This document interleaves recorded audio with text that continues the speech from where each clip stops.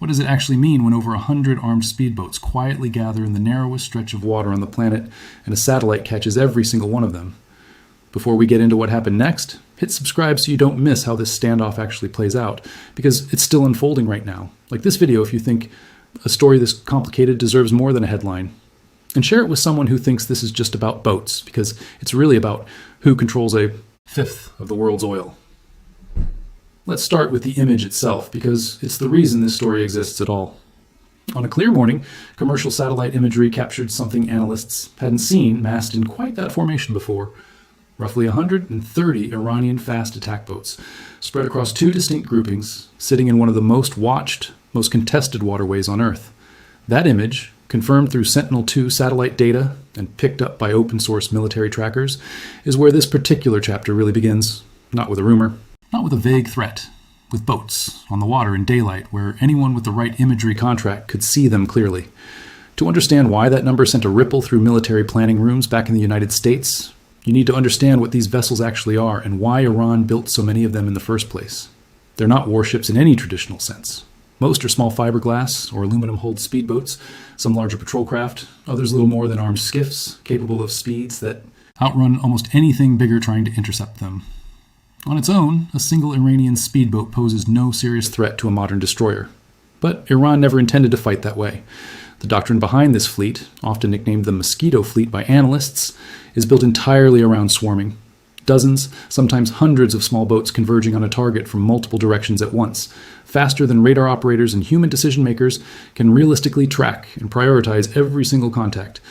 It's asymmetric warfare, purpose built to offset the fact that Iran's conventional navy could never match an American carrier strike group in a straight fight.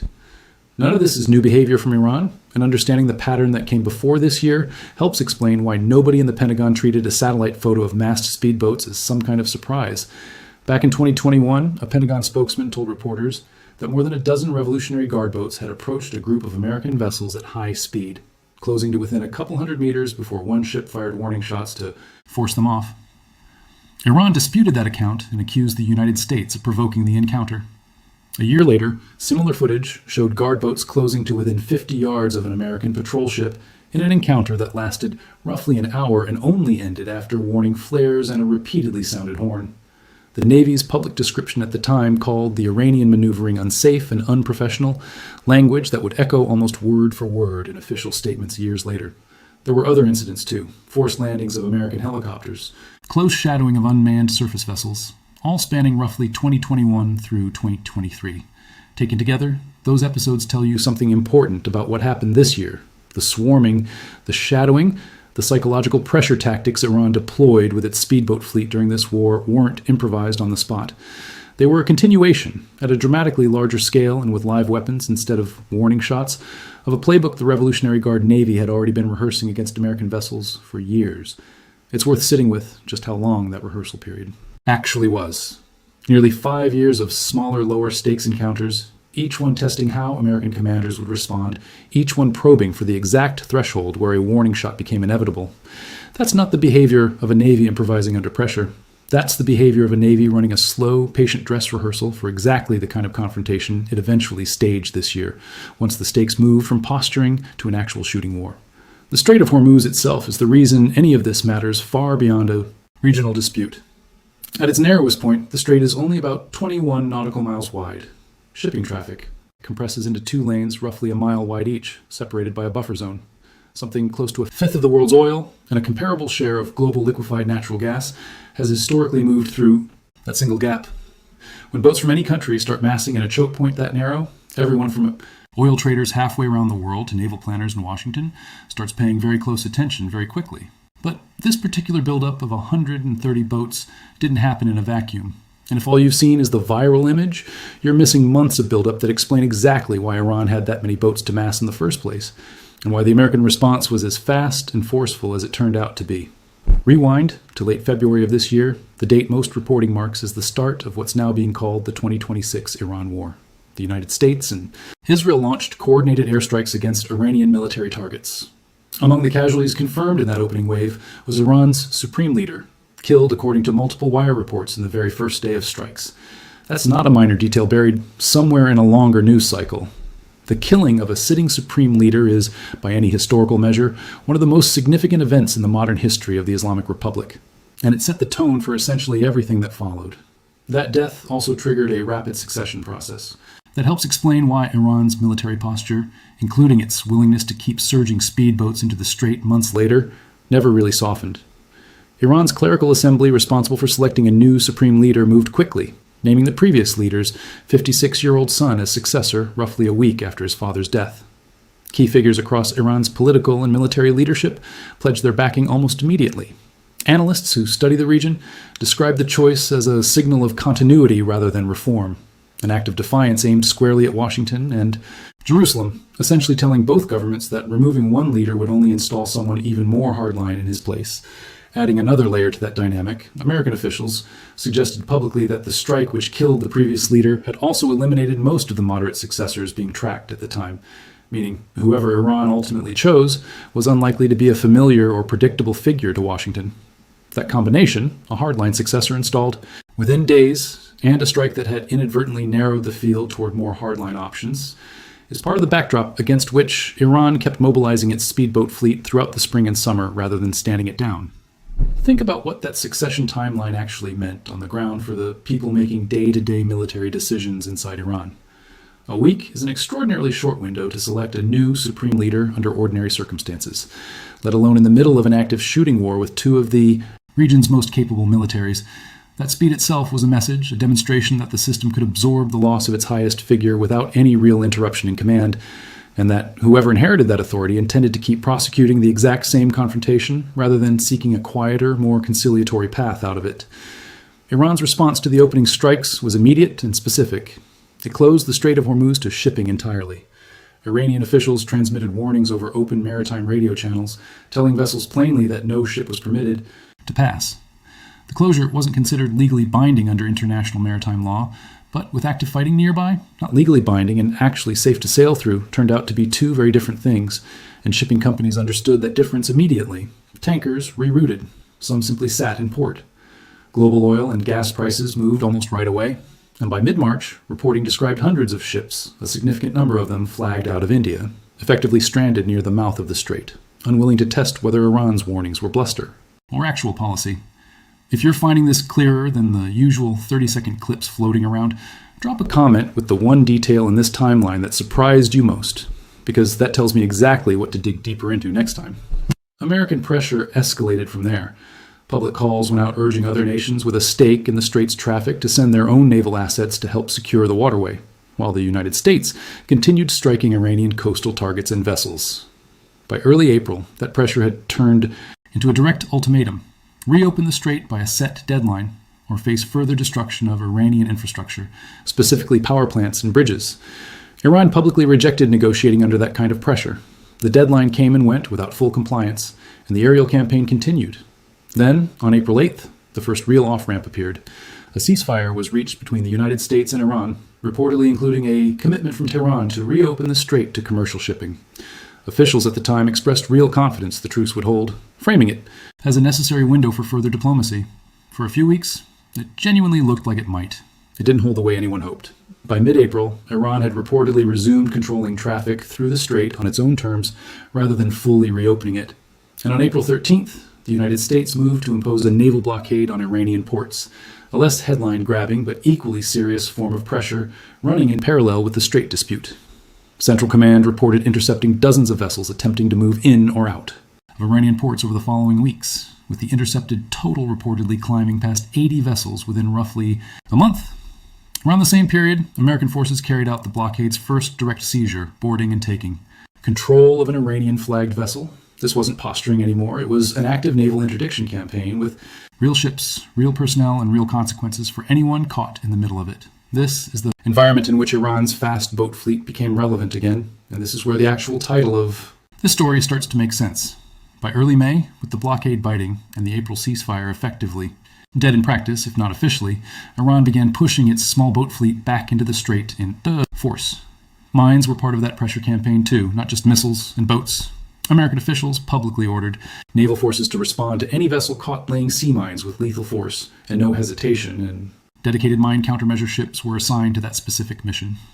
On May 3rd, an announcement went out that the American military would begin actively helping free up ship traffic through Hormuz starting the next morning, an operation that would become known as Project Freedom. It launched on May 4th. According to Central Command's own public statements at the time, Iran responded to that escort effort by launching cruise missiles, drones, and small attack boats at commercial ships, and in some cases, directly at Navy vessels. The Central Command leader, overseeing the theater, told reporters that American forces intercepted the incoming cruise missiles and drones, and that Apache and Seahawk helicopters were used to sink 6 small Iranian boats in a single morning engagement. Notice the sequence there, because it matters. The escort mission was announced publicly a full day in advance, giving Iran clear advance notice of exactly what was coming and exactly when. Iran chose to respond with an armed attack anyway, rather than simply allowing the escorted convoy to pass and reserving its boats for a later, less predictable moment. That choice says something about how confident Iranian commanders were in their own doctrine at that specific point. And it's part of why the scale of the American response that followed came as less of a surprise to military analysts than it did to casual observers watching the headlines scroll by. To really understand what the American military sent back against a fleet of small boats like this, it helps to know what was already positioned in the region by the time those 130 boats were spotted. By late April, according to Central Command and multiple independent outlets, the United States had 3 full aircraft carrier strike groups operating simultaneously in the Middle East for the first time since the 2003 invasion of Iraq. That combined deployment reportedly included more than a dozen accompanying ships, over 200 aircraft, and more than 15,000 sailors and Marines. Pause on that number for a moment because it's genuinely rare in modern military history. 3 simultaneous carrier strike groups is not a routine deployment posture. It's the kind of concentration of naval power typically reserved for the opening phase of a major, sustained conflict, not an ongoing regional policing effort.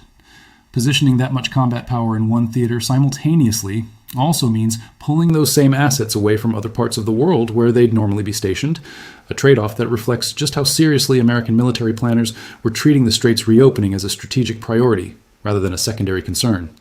So when Iran's fast boat fleet massed in the Strait in early May, it wasn't surging against a handful of patrol ships. It was moving into a waterway where 3 American carrier strike groups, backed by attack helicopters, guided missile destroyers, and one-way attack sea drones, were already positioned and already authorized to respond to mine-laying vessels with lethal force. That's the scale of firepower sitting behind the report that helicopters sank 6 Iranian boats in a single morning. It wasn't an improvised reaction. It was one small piece of a historically massive naval presence doing precisely what it had been, forward deployed, to do. By the time the broader campaign was later tallied, American forces had reportedly conducted more than 13,000 strikes against Iranian targets since the war's opening days, and damaged or destroyed more than 155 Iranian vessels of all types, a figure that helps explain why Iran needed a fleet numbering in the hundreds, and by some Iranian estimates over 1,000, just to keep enough boats in reserve to mass again in May. That's the origin of the moment that likely brought you to this video. The satellite confirmation of roughly 130 fast attack boats massed in 2 formations, at a moment when the United States had just launched a dedicated operation specifically to protect shipping in that exact stretch of water. It wasn't a hypothetical standoff. It was boats on one side, helicopters and warships on the other, in a waterway barely 21 miles wide at its narrowest, with the global oil market watching every development in real time. If you want the fuller picture of how this actually resolved and where things genuinely stand today rather than just the viral moment, stick around, because this next part is where the story gets genuinely contested. An announcement paused Project Freedom on May 6th, citing what officials described as great progress toward a possible complete agreement with Iran, and the operation was temporarily halted while that diplomatic track was tested. It's worth being precise here. A pause is not an end. The underlying blockade, the underlying dispute over the strait, and the underlying military posture on both sides all remained, fully in place. What changed was the tempo, not the standoff itself. Now here's where the story gets genuinely contested, and it's worth saying so plainly rather than smoothing it over the way some coverage does. Iranian state media published pieces in the weeks that followed, framing the outcome very differently than American officials did, describing Iran's speedboat fleet as having effectively turned the strait into a no-go zone for American naval forces, and characterizing claims about degrading Iran's naval power as hollow rhetoric that the situation on the water disproved. Iranian outlets also cited estimates suggesting the Revolutionary Guard could field anywhere from hundreds to potentially over 1,000 small attack boats spread across hardened, dispersed sites, specifically so that no single strike package could eliminate the fleet in one move. These are Iranian state media claims. They are not independently verified by Western outlets or by Central Command itself, and they should be understood as one government's version of events, produced by a state-controlled broadcaster with an obvious interest in projecting strength. Reporting this honestly means including that Iran's own media is making these specific claims, while being equally clear that American officials made their own claims that went further than what's been independently verified too, with some public statements describing Iran's navy as essentially wiped out and its remaining assets soon to follow. Iranian outlets rejected that characterization entirely. The most honest version of the truth, reconstructed from named, checkable sources, likely sits somewhere between two governments, each describing the same war, in whichever way serves their own narrative. What is independently verifiable through multiple outlets is that the fighting didn't stay paused for long. In early July, the United States launched what was described as a series of powerful retaliatory strikes on Iran after Iranian forces attacked 3 separate commercial vessels transiting the strait. That same week, Iranian state television broadcast footage of enormous funeral processions honoring the previous supreme leader, with some marchers photographed calling openly for revenge. The military escalation that followed was significant. Over the following days, American forces reportedly struck dozens of targets across multiple locations using precision munitions specifically aimed at degrading Iran's ability to keep attacking international shipping, including air defense systems, coastal radar sites, missile and drone capabilities, and notably for a story about small boats, more than 60 Revolutionary Guard vessels struck in and around the strait using fighter aircraft, naval assets, and for the first time in this conflict, one-way attack sea drones. That's a scale of small boat targeting well beyond the handful sunk back in early May, and it reflects just how central this mosquito fleet doctrine had become to the entire campaign by Midsummer. The international response to all of this became its own subplot worth understanding, because this crisis was never purely a two-country dispute. Regional governments publicly declared willingness to join a coalition military effort to help secure the strait, a meaningful signal given their own proximity to Iranian waters. Iran, for its part, didn't wait for outside mediation. At various points, it stood up its own maritime authority, an Iranian body asserting the right to regulate and at times close transit through the strait entirely on its own terms, separate from any international framework. That same authority later declared, in the aftermath of the July strikes, that the strait would remain closed until further notice, even as officials insisted commercial traffic was still moving in practice. It's also worth putting a genuine human and economic cost on all of this, because a story about boats and satellites can start to feel abstract if it only gets discussed in terms of hardware and headlines. Tracking of the broader crisis puts the documented toll, as of the most recently compiled figures, at 1 tugboat sunk, at least 17 merchant ships damaged, with several reportedly abandoned by their own crews, 2 merchant ships captured outright, roughly a dozen seafarers killed or missing, and additional port workers killed or wounded in a related incident. Those aren't abstractions. Those are ordinary commercial sailors doing ordinary cargo runs, caught in a choke point that turned into a war zone almost overnight, largely through no choice of their own. Behind each of those figures is a crew that signed on for a routine transit, not a combat deployment, and a family somewhere waiting for news that a ship had cleared the strait safely. It's easy to lose sight of that reality inside a story built around satellite images and carrier strike groups, but it's worth remembering that every one of those documented numbers represents real people whose ordinary working lives got pulled into a geopolitical standoff they had no part in creating. The economic shockwave from all of this is measurable in very concrete terms, too. Before this war began, roughly a quarter of the world's seaborne oil trade and about a fifth of global liquefied natural gas moved through the Strait of Hormuz. When Iran began restricting and at times effectively closing the strait starting in late February, oil and gas prices moved almost immediately on global markets. Major oil-producing nations held an emergency meeting in early April and agreed to raise production quotas specifically to help cushion global markets against the volatility coming out of this exact conflict. By midsummer, the ripple effects had spread well beyond the Gulf itself, with some Asian oil buyers reportedly shifting toward alternative routes and choke points entirely, showing how a disruption in one narrow waterway can cascade into pressure on shipping lanes thousands of miles away. And the human logistics side of the disruption was just as real as the financial one, with hundreds of ships sitting stranded near the strait for weeks rather than risk transiting it, even after Iran's own foreign minister suggested publicly that the waterway wasn't technically closed to everyone, just to vessels linked specifically to the United States and Israel. That distinction, a technically open strait that shipping companies were nonetheless too frightened to actually use, is a fairly accurate summary of how this entire crisis has functioned for global commerce. Rarely a hard, total blockade, but a persistent, expensive climate of risk that changed how insurers, ship owners, and entire national economies behaved. Regardless of what the formal rules on paper technically said, it's worth pausing on what that kind of prolonged uncertainty actually costs. Beyond the headline, number of a barrel price ticking up or down on a given day. Insurance premiums for any vessel willing to attempt the crossing climbed sharply, adding real cost to every shipment that did make it through. Shipping companies quietly built in longer delivery windows, passing that delay downstream to manufacturers, retailers, and eventually ordinary consumers waiting on goods that depend on components or fuel moving through that exact waterway. None of that shows up in a single dramatic satellite image of massed speedboats, but it's arguably a more lasting legacy of this standoff than any individual naval engagement, because it reshaped how global trade planners think about that stretch of water for years to come, regardless of how this specific conflict eventually resolves. So where does that leave the specific moment that gave this story its title? The sighting of roughly 130 Iranian fast boats and the American military's response to it sits inside a much longer arc that began with the killing of Iran's supreme leader, ran through a failed April ceasefire, an active naval blockade, a named military operation that sank Iranian boats by the handful in early May, a major escalation in July that saw more than 60 small boats struck in a single wave, and a diplomatic process that, as of right now, appears simultaneously close to some kind of partial deal, and only one setback away from collapsing entirely. Those 130 boats weren't an isolated provocation captured by coincidence. They were Iran demonstrating, in about the most visible way possible, visible enough for a commercial satellite to catch it clearly, that despite months of American strikes, a naval blockade, and repeated claims of having crippled Iran's naval power, the fast boat fleet forming the backbone of its asymmetric strategy, in the strait was still there, still numerous, and still capable of massing on short notice whenever Tehran decided to send that particular message. As of the most recent developments, this conflict remains genuinely unresolved.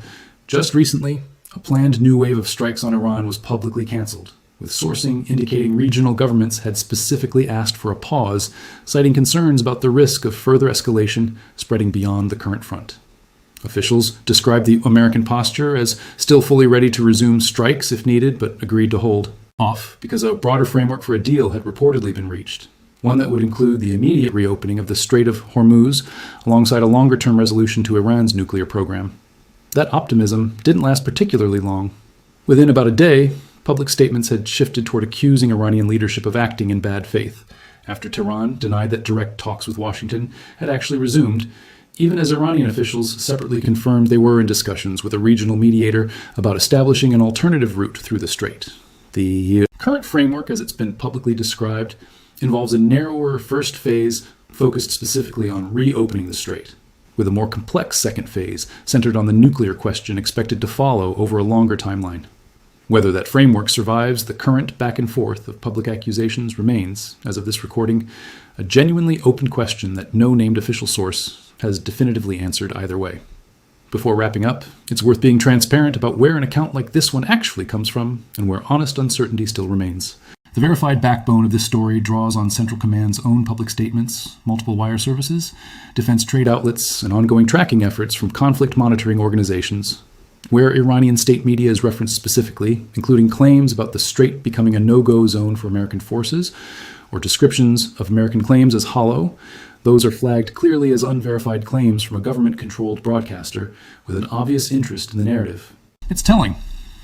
Precise figures on total Iranian boats destroyed across the full conflict vary somewhat by source and by date, and some specific numbers, like the exact count of merchant ships abandoned by their own crews, carry their own verification caveats in the underlying reporting. That's worth naming honestly, rather than papering over, even though it doesn't fundamentally change the substance of what happened. Here's what can be said with real confidence, without leaning too far toward either government's preferred version of events. Iran built an enormous, dispersed, low-cost naval force specifically designed to survive exactly the kind of sustained pressure campaign it's been facing for months, and that force has proven genuinely difficult to fully eliminate through airstrikes and boarding operations alone. At the same time, the United States responded to Iran's most visible show of that force, 130 boats sitting in open daylight for any satellite to see, with an overwhelming, already positioned naval presence built around 3 full carrier strike groups, and did so decisively enough that no American vessel has been confirmed. Hit throughout this entire stretch of engagements. Both of those things are true at once, and understanding why they can both be true at the same time is really the difference between watching a dramatic image go viral for a day and actually understanding a conflict that's been quietly reshaping global oil markets for months. What do you think happens next? Does the Strait genuinely reopen under this newer framework? Or does this become just one more pause before the next round of strikes begins? I'd genuinely like to hear where you land and why in the comments below. That's where this story stands, as of right now, 5 months into a conflict that started with the death of a supreme leader and has since pulled in carrier strike groups, naval blockades, satellite imagery analysts, and ordinary merchant sailors who never asked to be part of any of it. 130 small boats sitting in the Strait of Hormuz for one clear morning wasn't the beginning of this story, and it almost certainly won't be the end of it either. Stay with this channel because whatever comes next in these negotiations, the water underneath that strait has already shown again and again this year exactly how quickly a pause on paper can turn into live engagement in the space of a single transit, and exactly how much of the modern world's daily life still quietly depends on what happens in that narrow stretch of water. 5 months from now, this specific image, 130 small boats spread across 2 formations, may end up remembered as the moment everything finally changed, or as just one more data point in a much longer standoff that took years to fully resolve. Right now, from where we're standing, there's genuinely no way to know for certain which of those 2 versions of history this turns out to be. That uncertainty is exactly why this story deserves to be followed carefully rather than reduced to a single dramatic clip, and exactly why it's worth coming back to see how it actually ends.